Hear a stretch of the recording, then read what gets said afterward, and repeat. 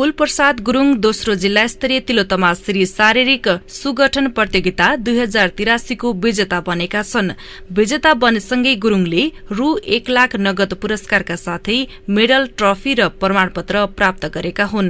MB fitness Tilottama 1 द्वारा आयोजित so प्रतियोगितामा विभिन्न तौल समूहमा प्रतिस्पर्धा भएको थियो। तिलोत्तमा नगरपालिका सह आयोजकको रूपमा रहेको प्रतियोगितामा 55 केजी तौल समूहमा श्यामबहादुर केसी प्रथम हुँदै नगद रु 20,000 प्राप्त गरे। त्यस्तै मानस पुन मगर दोस्रो हुँदै रु 15,000, हेमन्त सारो तेस्रो हुँदै रु 10,000 प्राप्त गरेको आयोजकले जनाएको छ। यस्तै 60 केजी तौल समूहमा राजेन्द्र सुनार प्रथम, निश्चल पुन दोस्रो तथा प्रिन्स घले तेस्रो भएका छन्। त्यसैगरी 65 केजी अन्तर्गत अमृत गहतराज प्रथम, श्यामुल गुरुङ दोस्रो र अरविन्द नेपाली तेस्रो भएका हुन्।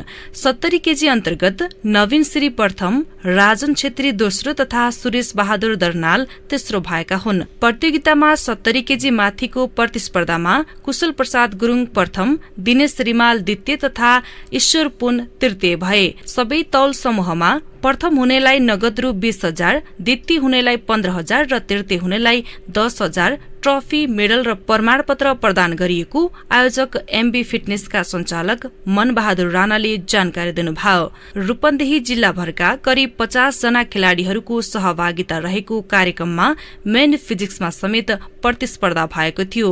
मेन फिजिक्स तर्फ विज्ञान थापा प्रथम हुँदै रु 25,000 नगद पुरस्कारका साथै ट्रफी, मेडल र प्रमाणपत्र प्राप्त गरे। त्यस्तै रमेश राणा दोस्रो हुँदै रु 20,000 र रोहित सारू तेस्रो हुँदै 15,000 प्राप्त गरेका छन्। कार्यक्रममा बोल्दै प्रमुख अतिथि तिलोत्तमा नगर खेलकुद विकास समिति संयोजक लोकपुनले यस किसिमको प्रतियोगिताले शारीरिक तन्दुरुस्तीसँगै समाजमा सकारात्मक सन्देश दिने बताउनुभयो। कार्यक्रम अन्तर्राष्ट्रिय स्तरका शारीरिक सुगठन खेलाड़ी ललित धिमाल लगायतको उपस्थिति रहेको थियो। बुल्समेन क्लबद्वारा समर्थित प्रतियोगितालाई रूपन्देही जिल्लाभरका फिटनेस क्लबहरूको सहयोग रहेको आयोजकले जनाएको छ।